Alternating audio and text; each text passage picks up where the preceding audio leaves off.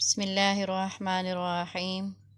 السلام علیکم ورحمۃ اللہ وبرکاتہ۔ I am a teacher. I have my institute, Aisha Siddiqa Islamic Center. I teach Nazara Quran, Tafsirul Quran and Hadith online. If anyone want to get this education, then contact me.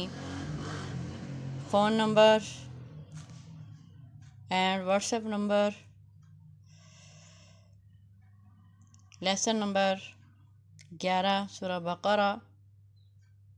آج ہم انشاءاللہ آیت number 55 سے لے کے 60 تک کریں گے۔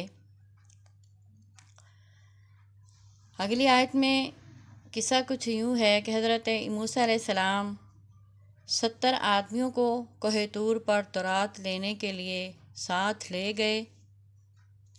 جب حضرت موسیٰ علیہ السلام واپس آنے لگے تو انہوں نے کہا، جب تک ہم اللہ تعالیٰ کو اپنے سامنے نہ دیکھ لیں ہم تیری بات پر یقین کرنے کے لیے تیار نہیں ہیں۔ جس پر بطور عذاب ان پر بجلی گری اور سارے کے سارے مر گئے۔ حضرت موسیٰ علیہ السلام سخت پریشان ہوئے اور ان کی زندگی کی دعا کی، جس پر اللہ تعالیٰ نے انہیں دوبارہ زندگی جو تھی عطا کی۔ دیکھتے ہوئے بجلی گرنے کا مطلب یہ ہے کہ ابتدا میں جن پر بجلی گری، آخر والے جو لوگ تھے وہ اسے دیکھ رہے تھے، حتیٰ کہ سب موت کی آغوش میں چلے گئے۔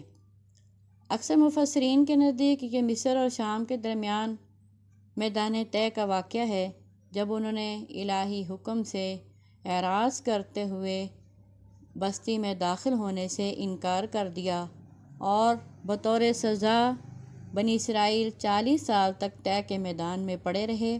بعض کے نزدیک یہ تخصیص صحیح نہیں۔ صحرائے سینا میں اترنے کے بعد جب سب سے پہلے پانی اور کھانے کا مسئلہ درپیش آیا تو اسی وقت یہ انتظام کیا گیا، یعنی من اور سلویٰ کا۔ المنہ بعض کے نزدیک ترنجبین ہے یا اوس، جو درخت یا پتھر پر گرتی شہد کی طرح میٹھی ہو جاتی اور خشک ہو کر گون کی طرح ہو جاتی تھی۔ بعض کے نزدیک شہد یا میٹھا پانی ہے۔ اور ویسے من کا مطلب احسان ہے۔ ویسے تو تمام نعمتیں اللہ کا احسان ہیں، لیکن ان کے لیے پھر بھی انسانوں کو کچھ کوشش محنت کرنا پڑتی ہے، جبکہ یہ من بغیر کسی کوشش محنت سے ان کو حاصل ہوتا تھا، اسی لیے اللہ تعالیٰ نے اسے من سے تعبیر کیا ہے۔ آگے من کا مطلب سلویٰ کا مطلب، جس طرح بنی اسرائیل کو وہ کھانا بلا مشقت پہنچ جاتا تھا، اسی طرح بغیر کسی کے بونے اور سیراب کرنے کی پیدا ہو جاتی تھی۔ اور والسلویٰ بٹیر یا چڑیا کی طرح کا ایک پرندہ تھا جسے ذبح کر کے کھا لیتے تھے۔ آگے اس بستی سے مراد جس میں اللہ تعالیٰ نے ان کو حکم دیا تھا کہ اس بستی میں داخل ہو جاؤ، اس بستی سے مراد مفسرین کے نزدیک بیت المقدس ہے۔ سجدہ کرتے ہوئے داخل ہونا، اس سے مراد سجدے سے بعض حضرات نے یہ مطلب لیا کہ جھکتے ہوئے داخل ہو، اور بعض نے سجدہ شکر ہی مراد لیا ہے۔ مطلب یہ ہے کہ بارگاہ الہی میں عاجزی انکساری کا اظہار کرتے ہوئے اور شکر کا اعتراف کرتے ہوئے شہر میں داخل ہو جانا، اور حطۃ کہتے ہوئے داخل ہونا۔ حطۃ کا مطلب ہے ہمارے گناہ معاف فرما دے، لیکن انہوں نے حطۃ کی کہنے کی بجائے حنطۃ کہا، جس کا مطلب ہے کہ گندم بالی کے اندر۔ حطۃ کی بجائے حبۃ فی شعری گندم بالی میں کہتے ہوئے کہ اس میں داخل ہوئے۔ نبی کریم صلی اللہ علیہ وسلم نے فرمایا، ان کو حکم دیا گیا تھا کہ سجدہ کرتے ہوئے داخل ہوں، لیکن وہ سینوں کو زمین پر گھسیٹتے ہوئے اس میں داخل ہوئے،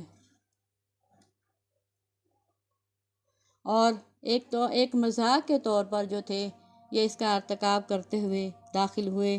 واقعہ یہ ہے کہ جب کوئی قوم اخلاق و کردار کے لحاظ سے زوال پذیر ہو جاتی ہے تو اس کا معاملہ پھر احکام الہیہ کے ساتھ اسی طرح کا ہو جاتا ہے۔ آگے ان پر عذاب آیا۔ یہ آسمانی عذاب کیا تھا؟ بعض نے کہا غضب الہی تھا، سخت سردی تھی، طاعون کی بیماری تھی، لہذا حدیث سے ثابت ہوتا ہے کہ نبی کریم صلی اللہ علیہ وسلم نے فرمایا، یہ طاعون اسی رجس اور عذاب کا حصہ ہے جو تم سے پہلے بعض لوگوں پر نازل ہوا۔ تمہاری موجودگی میں کسی جگہ پر طاعون پھیل جائے تو وہاں سے مت نکلو، اور اگر کسی اور علاقے میں تمہیں اس طاعون کے بارے میں معلوم ہو وہاں طاعون ہے تو وہاں مت جاؤ۔ یہ واقعہ بعض کے نزدیک تیک اور بعض کے نزدیک صحرائے سینا کا ہے۔ وہاں پانی کی طلب ہوئی تو اللہ تعالیٰ نے حضرت موسیٰ علیہ السلام سے کہا کہ اپنی لاٹھی کو پتھر پر ماریے۔ چنانچہ پتھر پر لاٹھی مارتے ہی 12 چشمے جاری ہو گئے۔ قبیلے بھی 12 تھے، ہر قبیلہ اپنے اپنے چشمے سے سیراب ہوتا۔ یہ بھی ایک معجزہ تھا جو اللہ تعالیٰ نے حضرت موسیٰ علیہ السلام کے ذریعے اس قوم کے اوپر ظاہر کیا تھا۔ یہ تھی ہماری آیت نمبر 60 تک اس کی وضاحت۔ پھر انشاءاللہ بشرط زندگی ہم انشاءاللہ اگلا لیکچر جو ہے شروع کریں گے۔ اللہ تعالیٰ علم و عمل کی توفیق عطا فرمائے، آمین۔ اللہم فقہنا فی الدین، وآخر دعوانا ان الحمد للہ رب العالمین۔